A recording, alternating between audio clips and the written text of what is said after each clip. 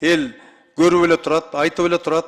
Эл айта албаган менен көзү көрүп, акылы жетип, түшүнүктөрү жетип эле турат. Шайлоо мыйзамдарын тез өзгөртүү бул эми элдин ишенбөөчүлүгүнө көп маселе жаратат.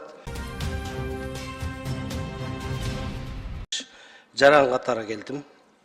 Өзүм оюмду айтайын деп. Мен эми шайлоого бала болуп, башыма түк чыккандан бери катышып келатам. Ошон үчүн өзүмдүн оюмду айтып коеюн дедим. Эми жогорку кеңеш бийликтин 3 бутагынын 1 бутагы экенин билебиз. Анын 3 функциясы бар. Мыйзам чыгаруу, мыйзамдардын аткарылышын көзөмөлдөө жана өкүлчүлүк. Бул жерде сөздүн баары бул өкүлчүлүк жагынан кемчилик кетип, региондордун, аймактардын представительствосы жакшы каралбай калган жактан чыгып атат болуш керек да. Негизи эле дүйнөдө идеальный баягы система жок, шайлоо системасычы.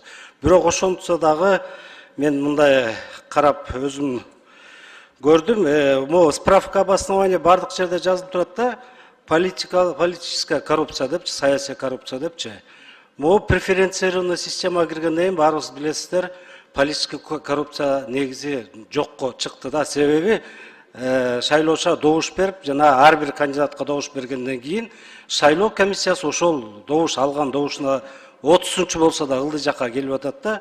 Ошон үчүн анан кийин баарыбыз билгендей эми партиянын лидерлери коррупция дейт. Мен көп партияда иштедим, канча жылдан бери. Бирок эми баарыңыздар билгендер, шайлоо өзү орусча айтканда дорогостоящий мероприятие да.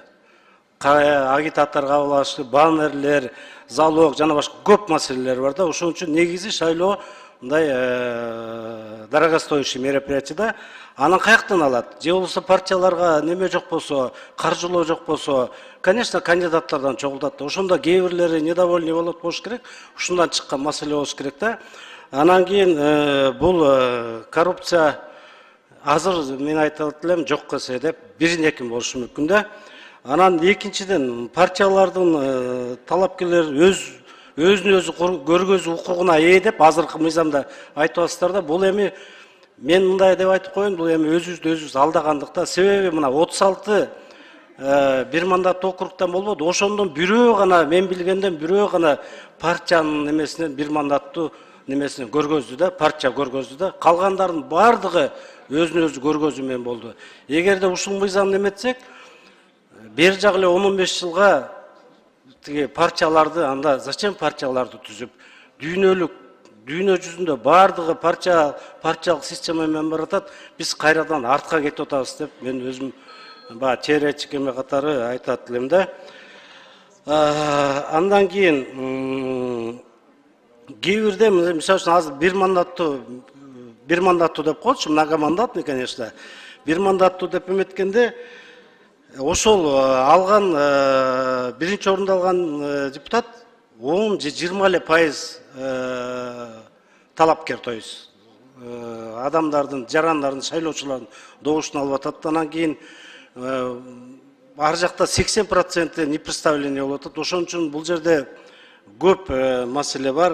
Мен айтайын дегеним акырында негизи шайлоо мыйзамдарын тез өзгөртүү бул эми элдин ишенбөөчүлүгүнө көп маселе жаратат.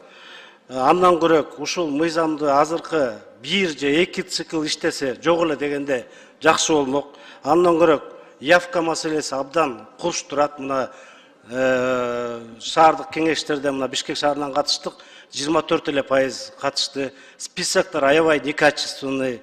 Ушул шайлоолорго тиги эмени катышуу, явка жагын жакшыртууну ойлосок, ал эми азыркы иштеп жаткан мыйзамды жакшыртуу жагын ойлосок, трайбализм маселеси көп турат. Анан кийин дагы бир акыркы жолу айтарым, негизи эгерде ошондой эле региондор, аймактардын өкүлчүлүктөрү жок десек, мына курултай какой-то степени ушул өкүлчүлүктөрдү заменяет да. Ошон үчүн наоборот ушу курултай жөнүндөгү конституциялык мыйзамга өзгөртүүлөрдү киргизип, сессионный кылып, ушундай кылса мындай туура болот го деген өзүм оюмду айтат элем. Азыркы мыйзам ушул менен кете берсек, партиялардын жок болушуна акыркы чекитти коюп коюшубуз мүмкүн. Рахмат, көңүл буруңузга. Рахмат. Саламатсыздарбы, Чолпон айым, бүгүнкү жыйындын катышуучулары. Мен атайын ушу курултайчылардын өтүнүшү менен ошолордун суроо талаптары менен келдим. Алардын да оюн, анан өзүмдүн жеке оюмду да айтып билдирейин деп. Себеби биринчи курултайда да, экинчи курултайда дагы Ысык Көл областынын делегаты болдум, областтын курултайчылардын төрагасы болдум. Экинчи курултайда атайын сөз алып сүйлөп, ушул парламентти президент мырзага карап, парламентте референдумга баруу, парламентте таркатуу, 35 закон чыгаруучу, калган 55-ин кыскартып, анын ордуна эл өкүлдүү кылып, курултайчыларды жылына 1-2 келип кетсе деп сунуштаганмын. Андан кийин өкмөт башчы менен кезигип, ошол өкмөт башчыга дагы сунуш берген мурунку Акылбек Жапаровго. 55 депутаттын акчасын экономдоп туруп, жаңы төрөлгөн балдарды 7 жашка чейин пособия менен камсыздап, пособия маселесин чечсе болот экенине Акылбек Жапаров ошондо ынанып туура оюн айткан.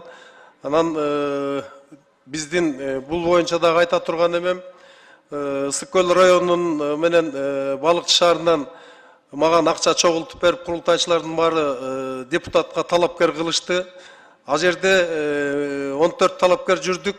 14-тün тең өз көзүм менен көрдүм. Мен бир дагы агитатор алган жокмун, бир дагы баннер чыгарган жокмун. Өзүм бүт базарды кыдырып, элди кыдырып жүргөндө ошол элдердин оюн айткым келди да. Ошолор талапкер дагы көчө кыдырат бекен, талапкер да эл кыдырат бекен деген сунуштарды айтты. Ошондо баары тең койгулачы силер ким? Мырза, кечирим сурайм.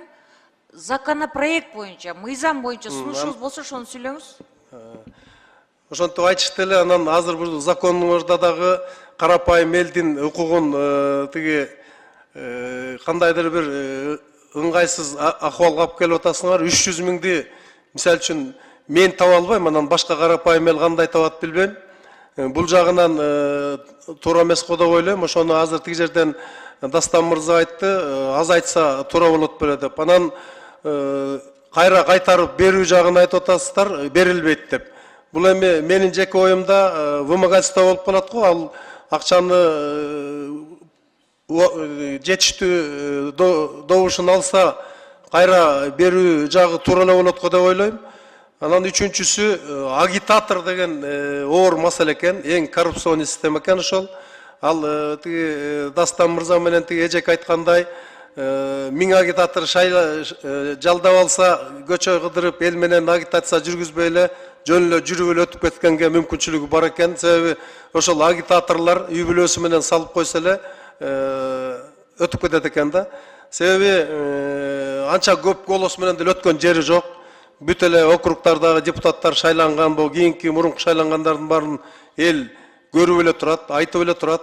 Эл айта албаган менен көзү көрүп, акылы жетип, түшүнүктөрү жетип эле турат. Ошону айтып эле атышат. Ошол жагында калпыстык бар деп ойлойм да. Анан карапайым элдин шайлоого катышпай алган укугу тебеленип калууда болуп атат. Себеби акчасы жок, кандай катышат? Катыша албай калат. Ошол эле Дастан мырза айткандай, мугалимдер кайдан табат ал акчаны? Медиктер кайдан табат? Бирок ошолордун баары кыйын закон чыгарып, кыйын иштегенге дилгир, билимдүү, духу, руху бар айым мырзалар деп ойлойм. Ошолордун баарын тең катышууга мындай бөгөт коюп аткандай сезилет да. Анан дагы бир айта турган нерсе, бул законду окуп карап чыккандан кийин карапайым эл мен баш болуп эле биз такыр эле мындай депутатка дагы, кызматка дагы барууга бизге мүмкүнчүлүк жок экен деген ойдо калдык да.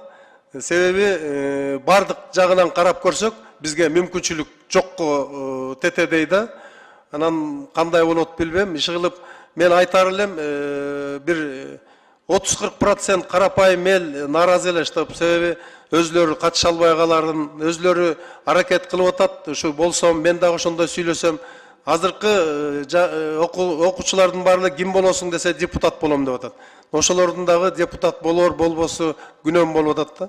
Ушул жагынан да карап көрсөңөр. Мен Нуржан айымга Чолпо Бостериден да сунуштагам. агитаторларды жойгулачу агитаторлор деген ушинтип баргы жерде иш алып барып атышат, башка талапкерлерге мүмкүнчүлүк бербей атат деп.